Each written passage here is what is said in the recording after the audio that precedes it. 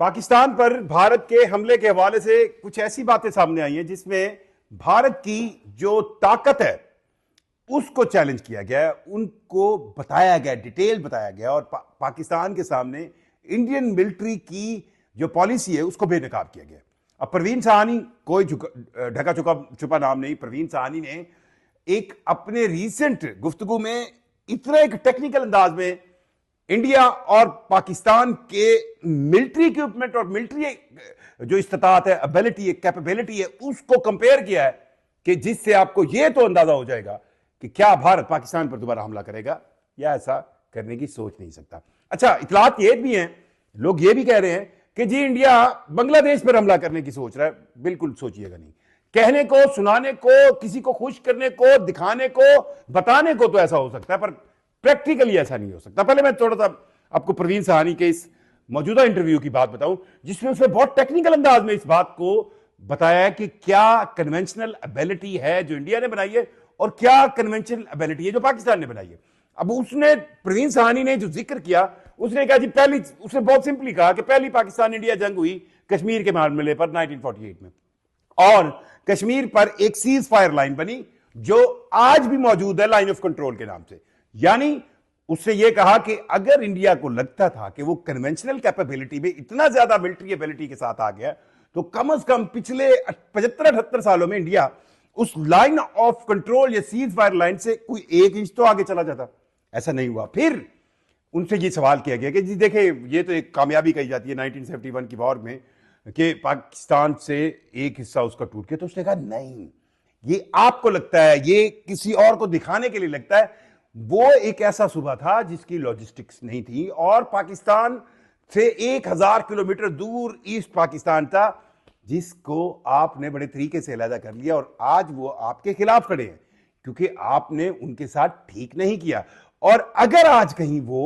एक sovereign country के तौर पर एंटी इंडिया सेंस में खड़े हैं और कल अगर आप हमला पाकिस्तान पर करते हैं और उस वक्त उनकी आवाज पाकिस्तान के हक में आती है, तब आपको उनको टैकल करने में बहुत मुश्किल होगी क्योंकि ये दो मुख्तलिफ ममालिक बन चुके। परवीन साहनी की एक और बात भी बड़ी अहम थी,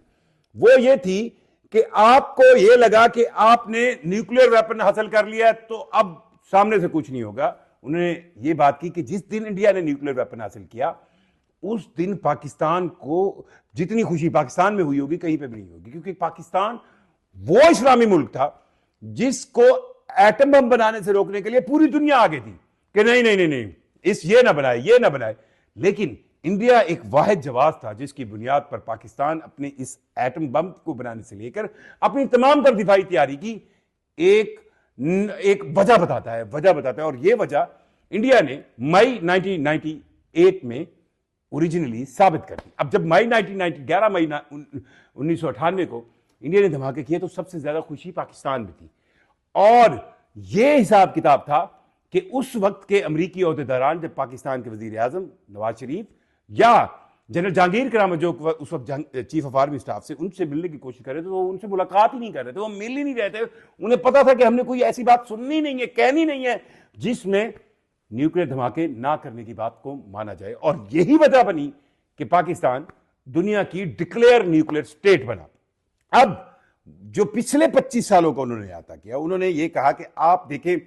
कि लद्दाख के अंदर चाइना आकर बैठा है, आप उसको भेज नहीं सकते वापस। गलवान का इंसिडेंट देख लें, चाइना की कन्वेंशनल पावर देख लें। जो चीजें परवीन साहनी ने पिन पॉइंट की वो बहुत अहम थी इस लिहाज से कि पाकिस्तान ने इंडिया के मुकाबला करते हुए इंडिया के सामने खड़े होकर इंडिया के सामने अपनी कन्वेंशनल एबिलिटी को बहुत ज्यादा इंप्रूव किया।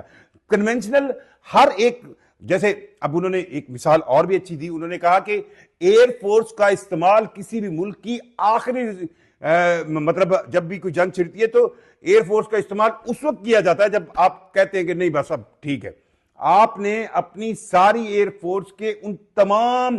पावर को पहले ही खोल कर रख दिया, इंक्लूडिंग राफेल,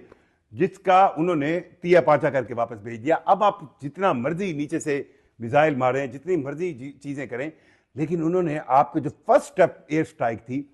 उसको धकेल कर पीछे रख दिया। और फिर उन बार बार परवीन साहनी उस जनरल कादवाई की उस प्रेस कॉन्फ्रेंस का जिक्र करते हैं जिसमें उन्होंने राफेल जो गिरे थे उनके सीरियल नंबर दिए थे कि भाई इस पर जवाब क्यों नहीं आ रहा। साथ साथ यह भी जहन में रखना पड़ेगा, जो प्रवीण सहानी के बकौल के, आपको क्या लगता है कि इंडिया को पाकिस्तान के मुकाबले रहकर तैयारी करनी चाहिए, जो वो अभी भी सोच रहा है और उसमें भी पीछे है? जबकि उन्होंने मिसाल दी चीन की कि चीन अपनी मिलिट्री एबिलिटी बनाने के लिए कभी इंडिया की तरफ नहीं देख रहा, खित्ते की तरफ नहीं देख रहा, वो सीधे बिल्कुल आंखें डाल के सीधे अमेरिका को देखता है और अमेरिका की आंखों में आंखें डालकर और ये सोचता है कि मैंने अमेरिका को कैसे टैकल करना है। जब मैं आपसे बात कर रहा हूं, इस वक्त की खबर है कि चीन ने अमेरिका की 30 से ज्यादा जो हथियार बनाने वाली कंपनियां उन पर पाबंदी लगा दी और कहा है कि भाई आप अपने हथियार ताइवान को दे रहे हो और ताइवान चीन का हिस्सा है और ताइवान को आप हथियार सप्लाई करके खतरनाक काम कर रहे हो। एग्जैक्ट उसी अंदाज में जिस अंदाज में अमेरिका करता है। अमेरिका यही करता है ना, जब किसी पर पाबंदी उस मुल्क की जितनी कंपनियां होती हैं, जो हथियार बनाने वाली कंपनियां होती हैं, फलां है, वो उन पर पाबंदी लगाता है। आज चीन इस लेवल पर आ गया है कि उसने अमेरिका को कहा भाई साहब ये कंपनियां आपकी, इसलिए इनको पाबंदी लगा रहे, इनके वेपन कहीं ना कहीं आप थ्रू अमेरिका गवर्नमेंट की अप्रूवल से ताइवान को बेच रहे हैं। इतनी बड़ी ताकत बनने की चीन की वजह यह है कि उसने अपना दुश्मन अपने आप से बड़ा रखा। और मैं, यकीन करें, मैं तो इस चीज को कंफर्म मानता हूं कि पाकिस्तान, अब मैं पाकिस्तान में रहता हूं, मैं लाहौर में रहता हूं हमारी क्या संती तरक्की है मुझे अंदाजा है, हमारी क्या फला तरक्की है हमें अंदाजा है, लेकिन जब बात आती है घर की हिफाजत की, वैसे हम चाहे सुई ना बना सकते हो, लेकिन इंडिया ने हमें इस तरह जरूर बना के रखा कि हमें एटम बम बनाना पड़ गया। आज के वक्त जब हम इस पूरे खित्ते में एक इंपॉर्टेंट जगह ले चुके हैं, उसमें भी आप बिल्कुल, मैं क्रेडिट दूंगा इंडिया को कि इंडिया ऐसे इकदाम करता है जिससे निखर कर उभर कर सामने पाकिस्तान आता है। पाकिस्तान की पर हमले के हवाले से प्रवीण सहानी ने जो कन्वेंशनल तैयारी की बात की, उसमें उन्होंने न्यूक्लियर टैक्टिकल वेपन्स का भी जिक्र किया।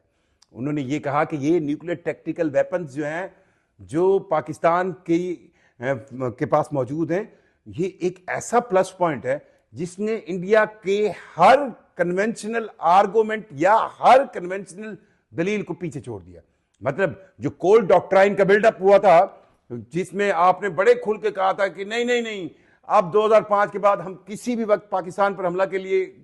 इंडियन आर्मी को 2 से 2.5 लाख ट्रूप्स किसी वक्त मोबिलाइज कर सकते हैं और पाकिस्तान की किसी भी एक हिस्से से एक ऐसा तगड़ा भरपूर हमला कर सकते हैं, पाकिस्तान नहीं रोक सकेगा। तो भाई साहब प्रवीण सहानी का उन्होंने एक ऐसे न्यूक्लियर टैक्टिकल वेपन बनाए जो सिंपली किसी मिसाइल पर रख के, और उसके लिए मिसाइल भी बना लिए। फतेहमान का जिक्र करते हुए, नाम तो नहीं लिया उन्होंने कहा कि पाकिस्तान के पास ऐसे मिसाइल है जो बहुत बहुत बहुत कम खर्चे में बनते हैं और इन कम खर्चे की वजह से पाकिस्तान की आज भी मिलिट्री एबिलिटी फाइनेंशियल सेंस में इंडिया से बहुत कम पैसे लगते हैं और इस वजह से पाकिस्तान को इंडिया के साथ किसी झड़प में, जंग में इस वक्त तक तो कोई ना उनका कोई खामी है ना ही नुकसान है। अपनी राय से ज़रूर आगाह कीजिएगा। मुझे जुल्करनैन शेख को इजाज़त दीजिए। अल्लाह हाफ़िज़।